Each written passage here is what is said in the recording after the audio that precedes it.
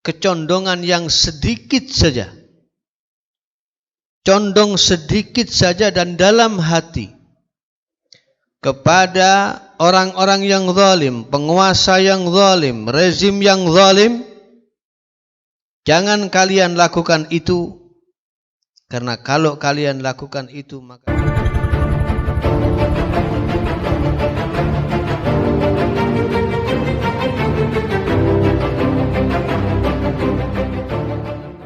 bersama Kita Bangkit. Diksinya Sri Bintang Pamungkas dulu ya, mau merubah Cina mau menguasai Indonesia, menggantikan orang Indonesia diganti dengan mereka. Nauzubillah min dzalik. Adalah kita harus ada perlawanan, kalau bisa kompak, kalau nggak bisa kompak ya mayoritas melawan. Allahumma amin, biar kita tidak dijajah. Kita sudah dijajah, biar tidak berhasil mereka menggantikan kita. Pendakwa Habib Abu Bakar As-Segaf tampak geram dengan pihak yang telah melaporkan Gus Najib Maimun ke aparat kepolisian. Ia pun menyebut pihak pelapor sebagai penipu. Hal terkait pelapor Gus Najib Maimun tersebut disampaikan Abu Bakar As-Segaf lewat cuitannya di Twitter, seperti dilihat pada Kamis tanggal 22 Juli tahun 2021. Dalam narasi cuitannya, Abu Bakar As-Segaf menyebut sosok pelapor Gus Najib itu dengan sebutan penipu. Penipu sok ngelaporin ulama, cuit Habib Abu Bakar As-Segaf. Selain itu, Abu Bakar juga menyinggung pengacara kondang Muanas Alaidit, yang sebelumnya mengaku mendukung pelaporan terhadap Gus Najib Maimun tersebut. Lantaran hal itu, Abu Bakar As-Segaf pun menuding politisi Partai Solidaritas Indonesia PSI itu sebagai pengikut Syiah. Satunya lagi Muanas, Syiah, tutur Habib Abu Bakar As-Segaf. Dalam cuitannya tersebut, Abu Bakar As-Segaf juga menyertakan poster berisi foto dan latar belakang pihak pelapor Gus Najib tersebut. Pada isi poster itu, tampak disebutkan pihak pelapor Gus Najib Maimun, bernama Muhammad Rofi Mukhlis. Menurut isi poster yang dibagikan Abu Bakar As-Segaf tersebut, pelapor Gus Najib itu merupakan penipu, yang membawa-bawa nama Kiai Asad Sukorejo. Mengaku diteror pasca laporkan Gus Najib ke polisi, dan membawa-bawa nama Kiai Harismatik Kiai Asad Sukorejo ternyata penipu. Begini profil asli Rofi, tulisnya. konspirasi, berbagai macam informasi yang simpang siur, tetapi yang jelas kita merasakan itu semua. Hampir tiap hari kita dengarkan berita kematian. Orang-orang yang kita kenal, orang-orang yang senantiasa berada di dekat kita, orang-orang yang kita cintai, sudah banyak yang berguguran satu demi satu meninggalkan kita. Hampir setiap hari kita dengarkan berita kematian.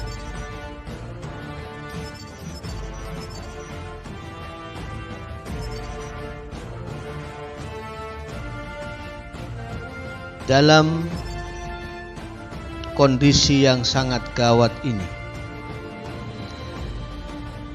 berbagai upaya dilakukan.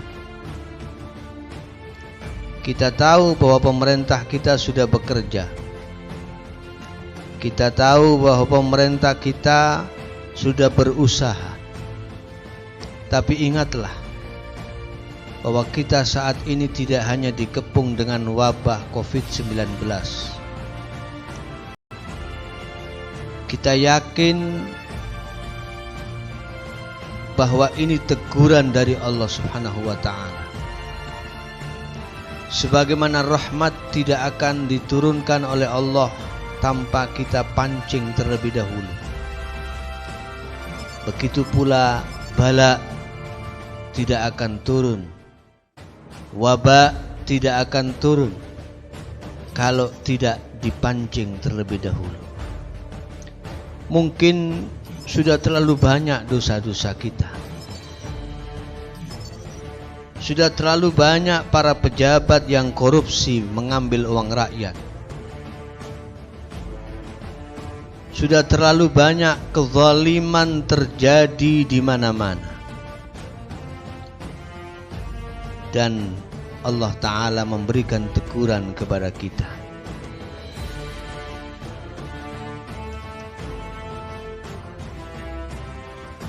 Dalam menyikapi berbagai bentuk kezaliman.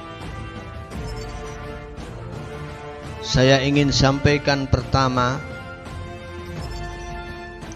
sikap yang pertama sebagai seorang muslim dan mukmin.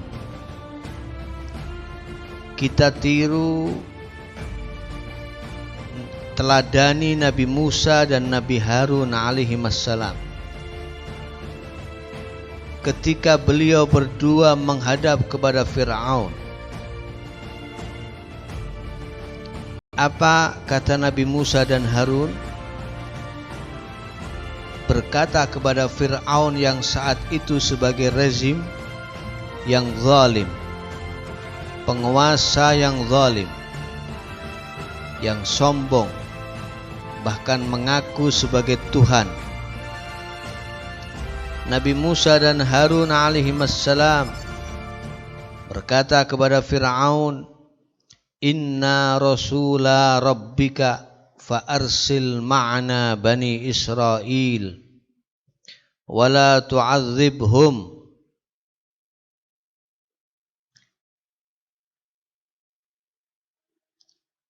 Nabi Musa berkata, saya dan Harun, saudara saya, kami adalah utusan Tuhanmu. Maka bebaskanlah bersama kami Bani Israel yang engkau jajah, Bani Israel yang engkau zalimi, Bani Israel yang engkau siksa, Bani Israel yang engkau perbudak. Bebaskan dan jangan kau siksa mereka.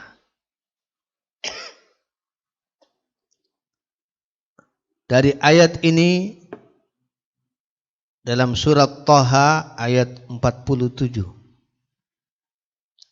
Nabi Musa dan Harun membawa dua misi sekaligus. Pertama adalah misi akidah, dengan menyampaikan bahwa beliau berdua adalah utusan Allah, Rasulnya Allah. Kedua adalah membawa misi kemanusiaan. Membawa misi kemanusiaan. Artinya sikap pertama menghadapi rezim yang zalim, menghadapi penguasa yang zalim adalah melakukan dakwah dan nasihat, sebagaimana yang dilakukan Nabi Musa dan Harun alaihimassalam. Ini sikap yang pertama. Sikap yang kedua, tidak boleh mendukung, tidak boleh berpartisipasi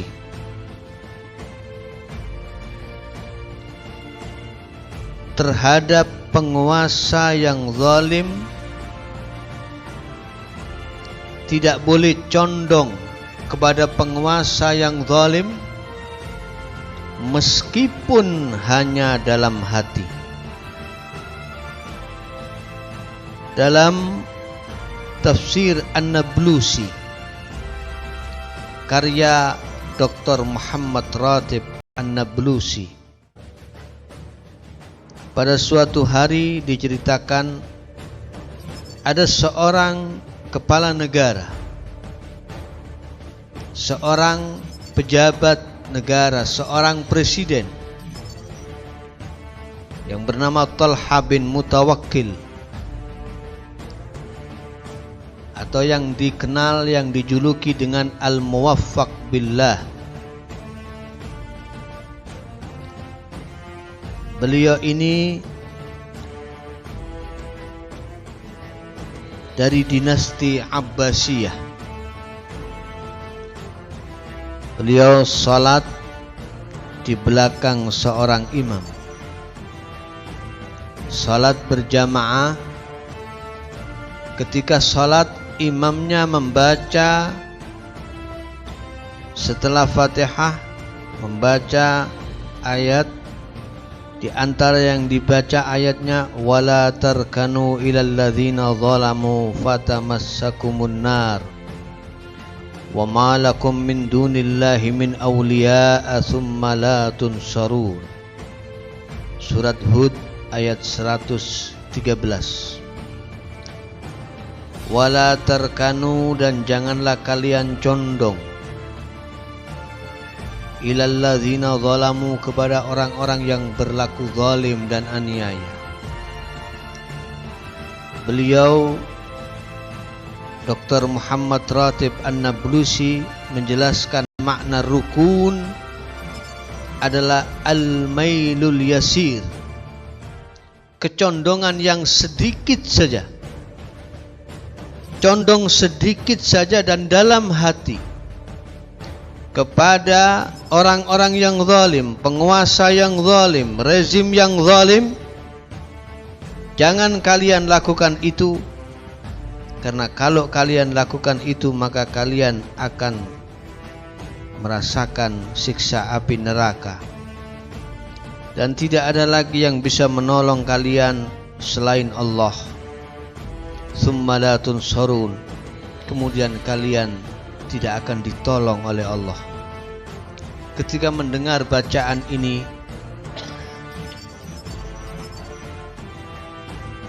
si presiden, si penguasa, si raja, si khalifah yang bernama Al-Muwaffaq Billah, karena merenungi makna ayat ini, seketika itu dia pingsan. Dia pingsan.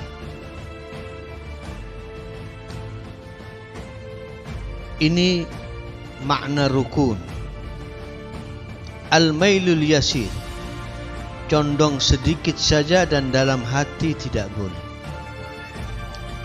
Makna yang kedua, ai la tatma'innu lahum, jangan merasa tenang,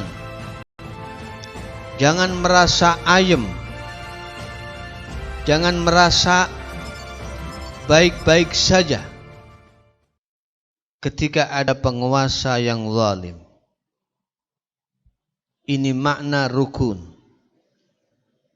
Yang ketiga makna rukun adalah la tudahinhum wa la tujamilhum, jangan mudahana dan mujamalah. Mudahana itu menjilat, jangan menjadi penjilat kepada penguasa. Jangan menjadi penjilat kepada penguasa-penguasa yang zalim, karena itu semakin akan membuat menjadi-jadi kezalimannya. Dan jangan pura-pura menyanjung-nyanjung, memuji-muji, tapi Anda punya tendensi, Anda punya kepentingan pribadi. Ini makna rukun. Ini sikap yang kedua. Sikap yang ketiga, ketika kita menghadapi penguasa yang zalim, rezim yang zalim, adalah menghadirkan energi spiritual, yaitu doa. Doa mendoakan agar mereka, orang-orang yang zalim, penguasa